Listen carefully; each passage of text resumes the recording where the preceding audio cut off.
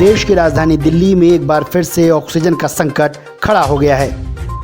2 दिन पहले ही केंद्र सरकार की तरफ से दिल्ली को जितनी ऑक्सीजन की जरूरत थी, केंद्र ने उससे ज्यादा मुहैया करवाया और उसको लेकर दिल्ली के मुख्यमंत्री अरविंद केजरीवाल ने केंद्र सरकार का शुक्रिया भी अदा किया था। लेकिन ठीक 2 दिन बाद केंद्र सरकार ने दिल्ली को ऑक्सीजन की सप्लाई पहले की तुलना में कम कर दी है।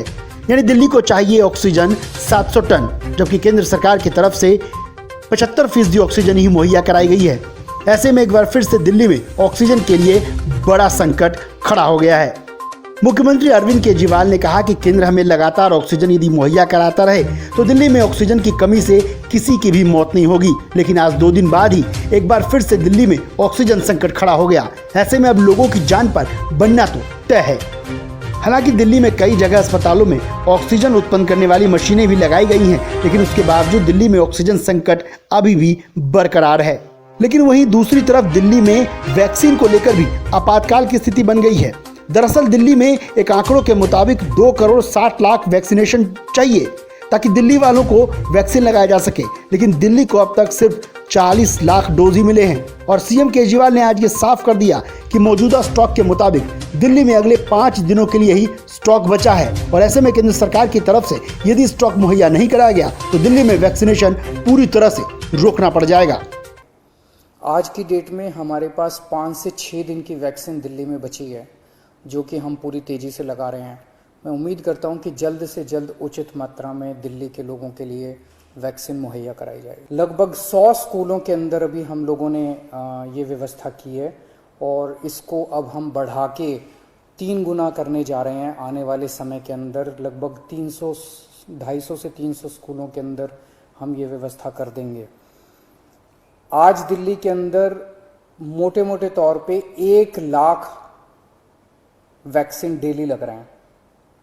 50,000 45 साल से कम उम्र के लोगों को और लगभग 50,000 45 साल से ज़्यादा उम्र के लोगों को।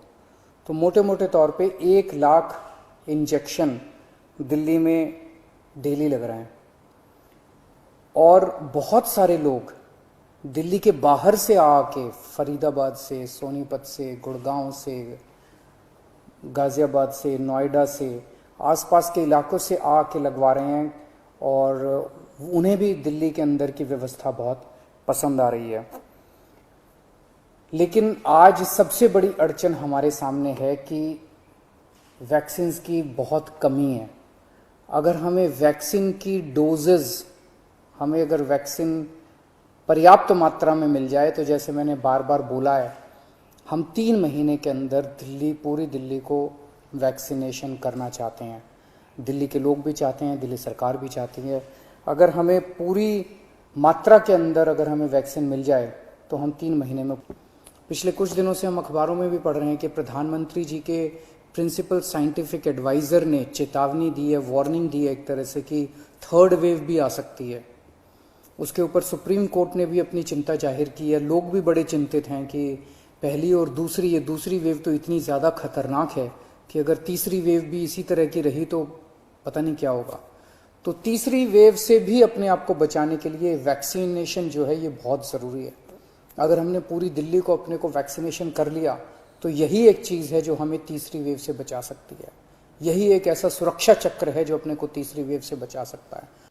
यानी दिल्ली वालों को 2 तरफा मार पड़ी है। एक तरफ दिल्ली में ऑक्सीजन की किल्लत है, वहीं दिल्ली में वैक्सीनेशन को लेकर भी असमंजस की स्थिति है।